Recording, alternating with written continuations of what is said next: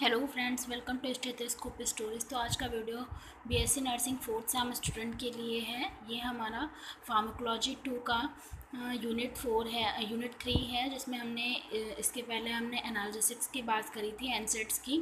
तो उसमें ही हमारा अदर टॉपिक है ओपियोइड्स एंड अदर एनाल्जेसिक्स। तो इसके बारे में आज हम डिस्कस करेंगे। तो हमारा टॉपिक है opioids and other analgesics. Opioids हमारी सबसे पहले हम देखते हैं ओपियोइड। एनाल्जेसिक्स क्या होते हैं? एनाल्जेसिक्स वो होते हैं जो हम पेन के लिए देते हैं। तो क्या होता है? They are mainly centrally acting brain and spinal cord which are used for severe pain. ये क्या होते हैं? हमारे सेंट्रल नर्वस सिस्टम पे वर्क करते हैं। जो है ओपियोइड एनाल्जेसिक्स होते हैं वो हमारे सेंट्रल नर्वस सिस्टम पे वर्क करते हैं। मेनली हमारे किस पे? Brain and spinal. हमारे सेंट्रल नर्वस सिस्टम के अंतर्गत आता है ब्रेन एंड स्पाइनल कॉर्ड, जिसमें हम मतलब बहुत सीवियर पेन हो अगर, तो उसके लिए ये ओपियोइड जो होती है यूज़ की जाती है। The drugs use to alleviate moderate to severe pain are other opioids derived from the opium poppy और opiate like synthetic drugs। जो क्या कह रहे हैं, ये ड्रग जो होती हैं वो मॉडरेट से सीवियर पेन के लिए यूज़ की जाती हैं, जिसमें हमारी ओपियोइड्स भी हो सकती हैं, जो कि हमारी कहाँ से आती हैं? जो ओपियम पोपाई का एक हमारा फ्लावर आता है, उसी से हमारी ये मिलती है। और ओपिएट होती है, जो कि हमारी क्या है? सिंथेटिक ड्रग है, मतलब ये हमारी बनाई जाती है। And this drugs are together as opioids. और इन दोनों का अगर हम साथ में ले लें तो इन्हें ही हम क्या बोलते हैं? ओपियोइड्स बोलते हैं। एंड एनाल्जेसिक्स आर दो substance which reduce pain by acting on central nervous system. Analgesics वो सब्सटेंस होते हैं जो कि हमारे पेन को क्या करते हैं? रिड्यूस करते हैं किसके ऊपर वर्क करके? हमारा जो सेंट्रल नर्वस सिस्टम है, मतलब जिसमें हमारे ब्रेन एंड स्पाइनल कॉर्ड का पेन होता है, उसके अंतर्गत जितना भी हमारा पेन आता है उसको क्या करते हैं? रिड्यूस करते हैं। चलिए बात करते हैं हम इसके क्लासिफिकेशन की।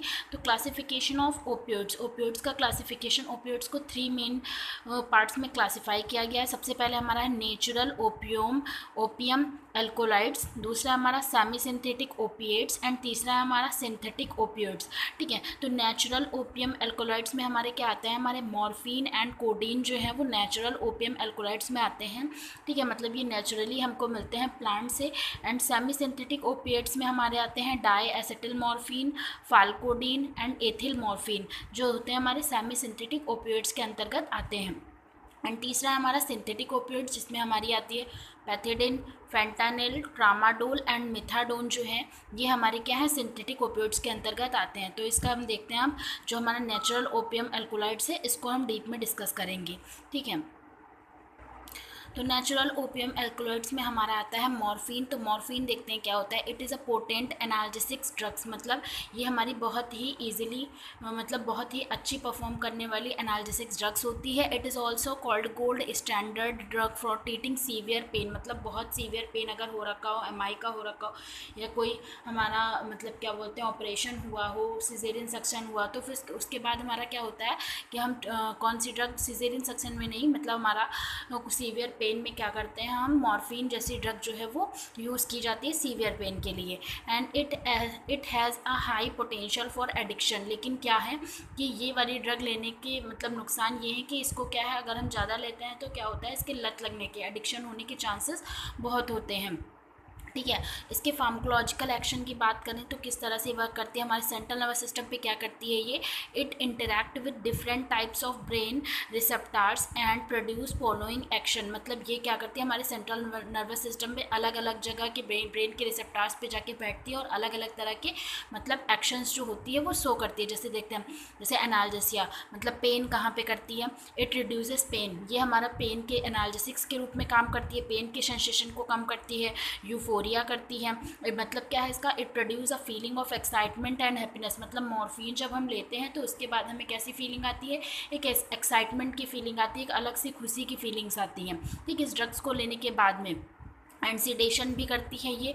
इट कॉजेज स्लीप, मतलब इसको लेने के बाद हमें स्लीप जैसा भी लगता है, हम नींद सी आती है। Vomiting, it stimulate chemo receptor trigger zone in medulla and causes vomiting. ठीक है, क्या कह रहे हैं कि ये हमारा जो CTZ सेंटर होता है मेडुला ऑब्लोंगेटा में, उसको क्या करती है? स्टिमुलेट करती है और क्या करती है? वोमिटिंग को कॉज करवाती है, मतलब इसकी वजह से फिर हमें वोमिटिंग भी होती है। एंड रेस्पायरेटरी डिप्रेशन करती है, क्या करती है? It depress the respiratory volume and may cause death, मतलब ये हमारी क्या करती करती है, जो हमारी रेस्पिरेटरी वॉल्यूम होती है उनको क्या करती है, डिप्रेस करती है। मतलब कि हमारा जो रेस्पिरेटरी वॉल्यूम होता है वो सही से नहीं आता है और इसकी वजह से क्या हो सकता है, डेथ भी होने के चांसेस हैं अगर हम इसको एक्सेस अमाउंट में लेंगे तब। एंड ये क्या है, एज ए एंटीट्यूसिव भी वर्क करती है। It suppress the cough reflex by repressing cough centre in medulla. मतलब ये क्या करती है, हमारे कफ रिफ्लेक्स को भी क्या करती है कि सप्रेस करती है। और हमारा कफ रिफ्लेक्स सेंटर कहाँ पे होता है, हमारा मेडुला ऑब्लोंगेटा में होता है। ठीक, और हमारा क्या है, ये जीआईटी पे क्या एक्शन है, अगर इसका हम एक्शन जीआईटी पे देखें, जैसे अभी हमने यहाँ पे सेंट्रल नर्वस सिस्टम पे देखा था ऊपर, ये सारे हमारे सेंट्रल नर्वस सिस्टम के अंदर आ रहे थे। ठीक है, लेकिन अब हम देखते हैं कि इसका जीआईटी पे क्या कॉज है। तो इट कॉजेज कॉन्स्टिपेशन, मतलब इसकी वजह से क्या हो सकता है, कॉन्स्टिपेशन कॉज हो सकता है। इट इनहिबिट पेरिस्टाल्टिक मूवमेंट, और ये क्या क्या करती है, हमारे पेरिस्टाल्टिक मूवमेंट को क्या करती है, रोकती है थोड़ा सा। ठीक है, ये हमारी जो मॉर्फिन है। फिर उसके बाद हम बात करें तो कार्डियोवास्कुलर सिस्टम पे क्या वर्क करती है, तो इट कॉजेज वेसोडाइलेशन, मतलब ये हमारी वेसल्स को क्या करती है, डायलेट करती है। And it causes pain in bile duct, और इसकी वजह से क्या होता है, हमारे जो बाइल डक्ट है उसमें भी क्या है, पेन देखने को मिलता है। It causes urinary urgency and difficulty in urination. ठीक, यूरिनरी अर्जेंसी भी देखने को मिलेगी, डिफ़िकल्टी मतलब यूरिन पास आउट करने में भी हमको डिफ़िकल्टी होगी। एंड इट प्रोलॉन्ग्स लेबर, और ये लेबर को भी प्रोलॉन्ग करती है।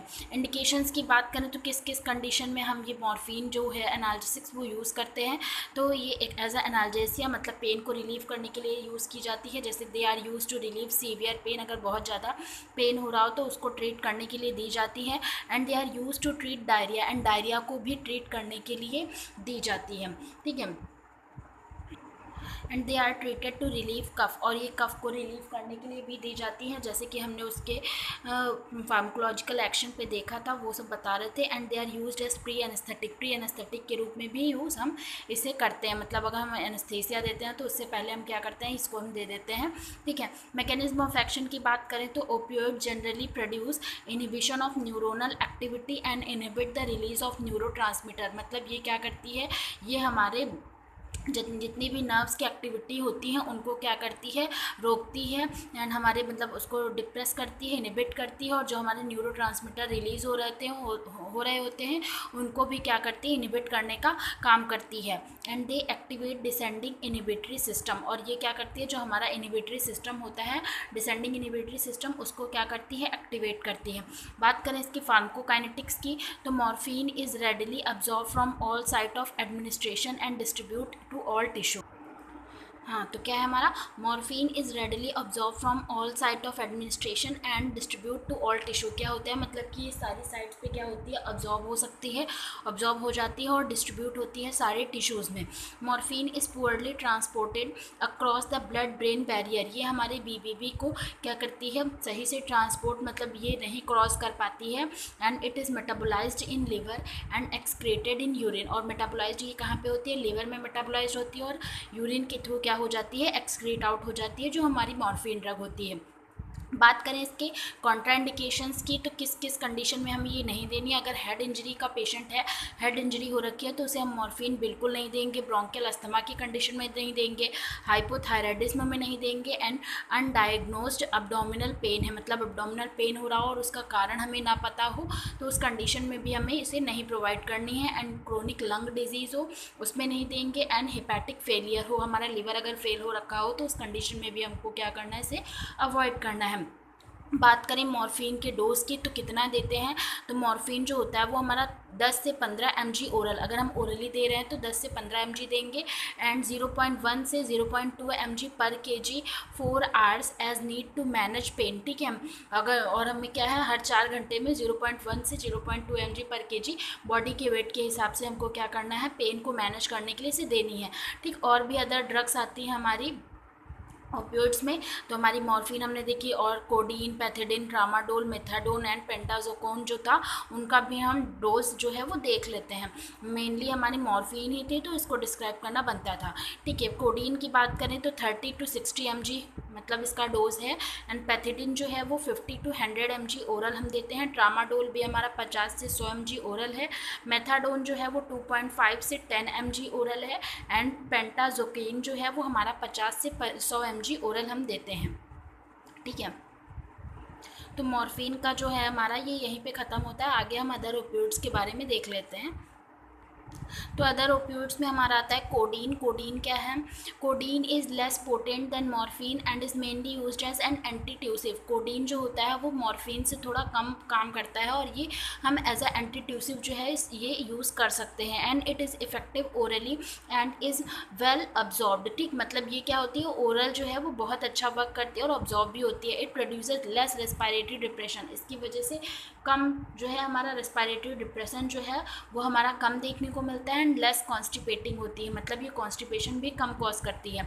It is less potent than morphine. Morphine से कम पोटेंट है ये एज एनाल्जेसिक्स। ठीक है, and bone 60 mg codeine 10 mg morphine. ठीक है, मतलब क्या है, हम अगर कोडीन दे रहे हैं तो 60 mg देंगे और अगर मॉर्फिन दे रहे हैं तो 10 mg देंगे। ड्यूरेशन ऑफ एक्शन की बात करें तो ये 4 to 6 आवर्स के लिए मतलब ये वर्क करती है। Constipation is the most common side effect, और इसका साइड इफेक्ट मोस्ट कॉमन क्या है कि कॉन्स्टिपेशन देखने को मिलेगा। ठीक है, एंड बात करें अब मेफ्रिडिन और पैथिडिन की, तो मेफ्रिडिन और पैथिडिन है similar properties like morphine. Meperidine and pethidine जो है वो हमारी मॉर्फिन के जैसे ही हैं, बिल्कुल same, but in less potent than morphine. लेकिन मॉर्फिन से कम थोड़ा ये पोटेंट है। बात करें फेंटानिल की, तो फेंटानिल क्या है, it is 100 times more potent than morphine and analgesia and respiratory depression. जो हमारी फेंटानिल है वो अगर उसका 100 बार देखें तब भी वो मॉर्फिन से क्या है, मोर ज़्यादा अच्छी है फेंटानिल जो है। ठीक है, एंड रेस्पिरेटरी डिप्रेशन भी करती है, कम करती है। एंड पेंटाजोन क्या है, पेंटाजोकिन, तो it is mixed agonist and antagonist and is less potent than morphine. ठीक है, मतलब ये भी हमारी मॉर्फिन से लेस पोटेंट है।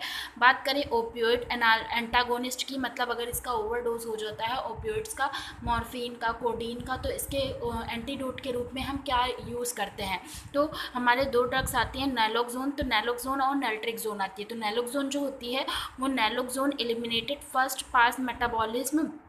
ठीक, मतलब ये हमारे फर्स्ट पास मेटाबॉलिज्म के थ्रू क्या होती है, एलिमिनेट हो जाती है।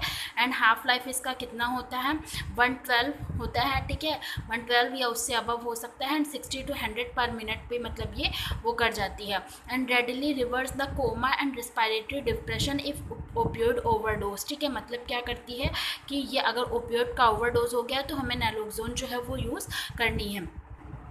दूसरी हमारी होती है नैल्ट्रिक्सोन। नैल्ट्रिक्सोन क्या होती है, it is another pure opioid antagonist and is more potent then naloxone. मतलब उससे थोड़ी अच्छी होती है, ज़्यादा ओरली इट इज़ इफेक्टिव। ये ओरल मतलब बहुत अच्छा इफेक्ट करती है। And has a longer duration of action of 1 to 2 days। मतलब ये 1 से 2 दिन के लिए वर्क करती है। And it is use for opioid blockade therapy in post addict. मतलब जिनको मतलब एडिक्शन हो गया है मॉर्फिन का, कोडीन का, तो उनके लिए हम क्या कर सकते हैं, ये यूज़ करते हैं। तो हमारा ये टॉपिक जो था ओपियोइड एंड अदर एनाल्जेसिक्स यहीं पे हमारा ख़त्म होता है। दूसरा टॉपिक हम दूसरी वीडियो में देखेंगे। आशा करती हूँ आप लोग को वीडियो अच्छी लगी होगी। वीडियो अच्छी लगी हो तो वीडियो को लाइक करें, कमेंट करें, शेयर करें, चैनल को सब्सक्राइब करें एंड दोस्तों तक भी अपने शेयर करें। Thank you. ये जो हमारा मैं आपको नोट्स दे रही हूँ ये आपके नोट्स के लिए बहुत अच्छा होगा। बाकी आप इसे खुद से पढ़ के समझेंगे तो आपको बहुत क्लियर समझ में आ जाएगा। ठीक है, थैंक यू।